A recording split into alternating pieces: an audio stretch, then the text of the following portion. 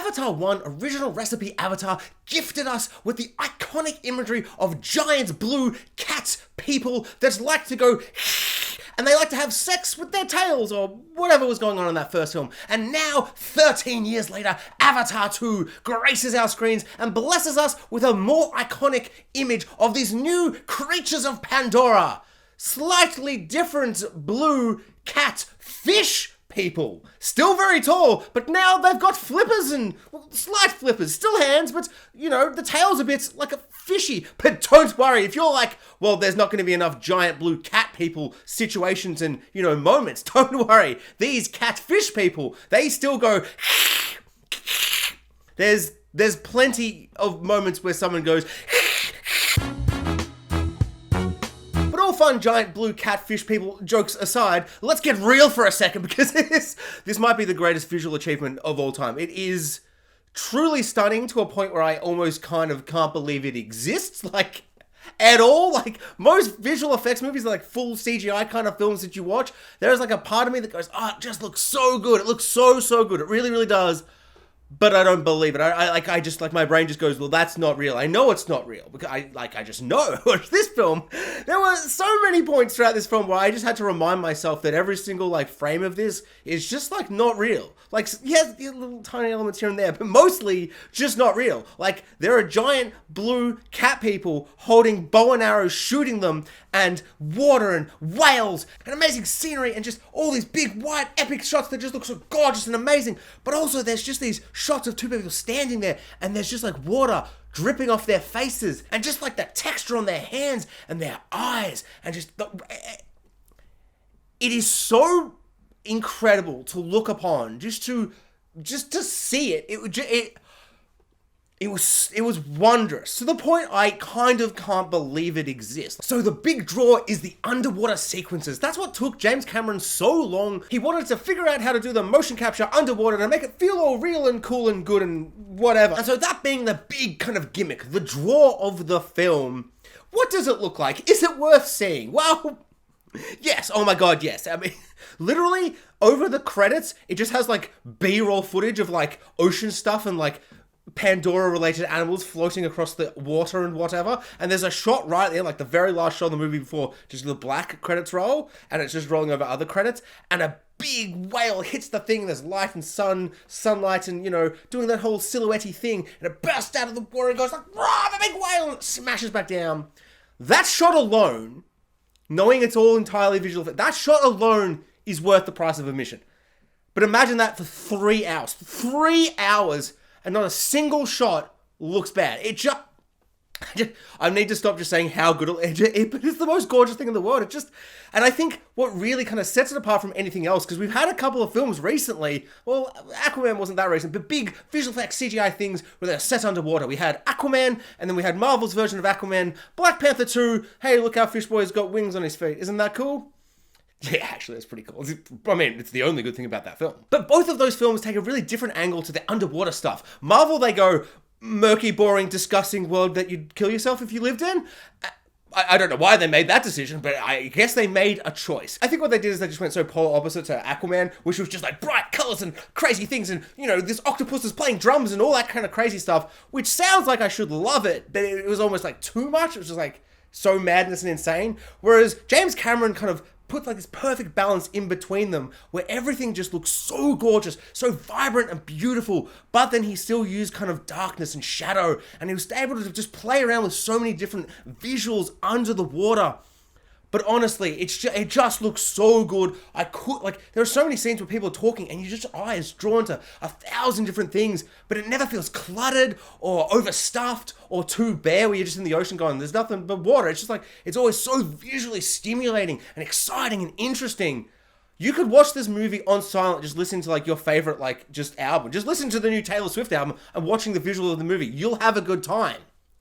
That's a bad example because you're just going to have a great time because that's a banging album. Pick some ambience. No, but you're going to love the ambient music anyway because that's some good stuff. I was going to say pick bad music, but then actually the visuals won't work because you're all this music, it's bad music. What am I, so...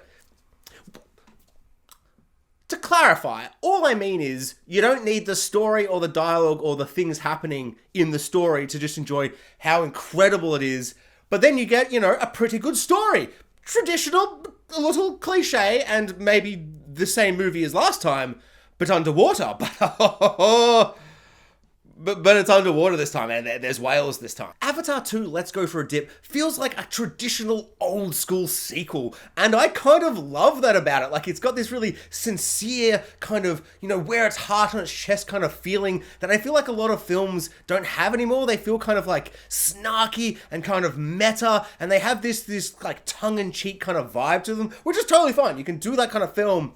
But to watch this film, like, it does feel like a film that kind of would have made more sense with how it was made if it had come out like a year or two after Avatar. And it kind of has that feel of one of those sequels where they just go, oh, you like the first one? Write a script. The same plot points. We need a gimmick. Water? Underwater this time? They liked the big tree. Underwater big tree, but made of seaweed or something. Okay. The film's done. We've got the film. And they're like, the humans left. They came back. Okay, they came back. And man bad, but environment good. Yeah, I mean, it worked last time. And it kind of, it plays like that a lot.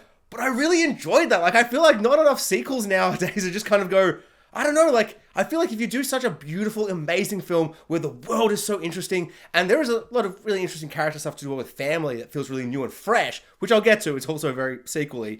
But I just feel like if you're doing something that I could just watch on silent, with no music at all, just watch and be awe-inspiring filmmaking. Not just like, oh, look at the CGI, but the filmmaking and the way he kind of creates action and the way he just plays out a scene visually. Just beautiful visual storytelling outside of the fact that CGI is just the best thing you'll ever see in your life. It's just a gorgeous, colorful, vibrant film.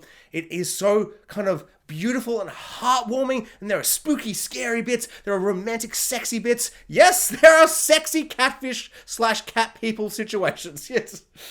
You'd be surprised. What I'm trying to say is I don't think all sequels need to be Empire Strikes Back. Sometimes you can just have a sequel that's just like more of the same, but a bit different with the characters you love. I think Avengers 2 is a really good example, for me at least. I understand pretty much everyone hates that for whatever reason. It's fine, it's fun. It's more of the same, but with the characters you love and they're doing punching and running about and Hulk's all like, oh, I'm mad, and it's just like more of the same, but in a new, different setting with adventures and things going on, but we don't have to do all that origin stuff. This feels very much the same as that. It's just like, yeah, you want to see Avatar again? You want to see them all just kind of go through the same beats as Avatar 1? And I just do. Like, I totally do. I don't think this film needs to break new ground in storytelling and all that crazy stuff. It's like, leave that for, I don't know, other films. I think some films can just be this beautiful kind of old school feeling to them. Like, I don't know, in a way it reminds me of something like, the first thing that comes to mind is Final Destination. There is nothing different between Final Destination 1, 2, 3, 4, 5, 6, and I think it ended at 5.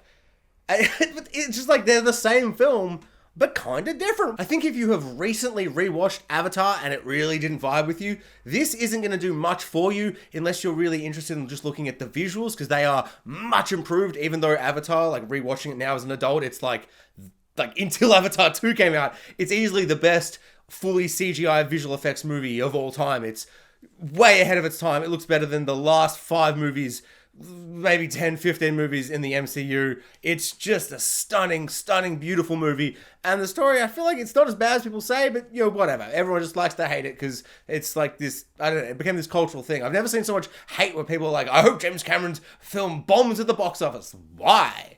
I mean, why do you hate these blue cat people so much? It's fun. It's gorgeous and beautiful and amazing. And I just love how sincere the film is. There's this real kind of like tenderness and this just like almost kind of like, it just feels old school. The film has this really kind of like beautiful feeling that I feel like a lot of films don't have anymore. And a lot of that in this one that I think, like, this film works in a lot of ways better, story-wise, because of the children, the family aspect. It's like, this film is the same as the first one in a lot of ways, except just add water, now we go swimming, we swim with whales or whatever. Deforestation was like the first film. This time, it's all about whaling, and man bad, don't whale. But, in case of this film, I'll get to some spoilers right at the end, because there's some psycho things revealed in this film. But the reason they're whaling, I almost think there's like a justification, because what they get out of those whales is, the most insane thing I've heard in a film in a very long time. And the more sincere and honest the film is kind of like,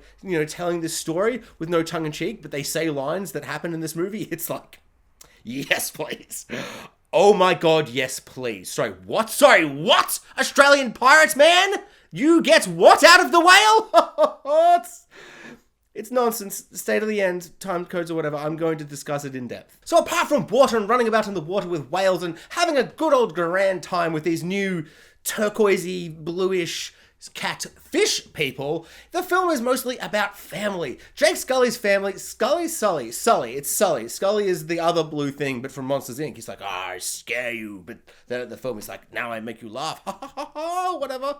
You've seen that movie. I don't know why I was trying to explain Monsters, Inc. to you. Every human that's ever existed. Not saying every human that's ever existed is listening, just if you're a human that has existed and you happen to be listening, you have seen Monsters, Inc. Because it was very popular and it's fantastic. So Avatar H2O is about family. And this film, it does what a lot of sequels love to do, and it adds children. But not in the way that Mummy Returns does, where you're like, oh, that child, it ruins the film. Why did I like The Mummy Returns as a kid? Oh, because I was a kid and I liked the kid. And I'm like, I like the kid because I'm a kid. But now I'm an adult. I'm like, I don't like that kid. I thought this was a good movie. And to be fair, I still love the movie. But I think it's mostly nostalgia. Because when I watched the original Mummy, like original recipe Mummy, The Mummy, I'm like, that is the best adventure action film of all time. Except for maybe Pirates of the Caribbean. And, a third example I can't think of right now that you're screaming at me. They're like, what about this film? You idiots, you idiot. I heard, for one, calm down. Calm down. I remember that film. Imagine a box is here with the title of the film, maybe a poster, and you're like, oh, he knows the film. I love that film too. What I'm trying to say is The Mummy is very good, The Mummy Returns not so good.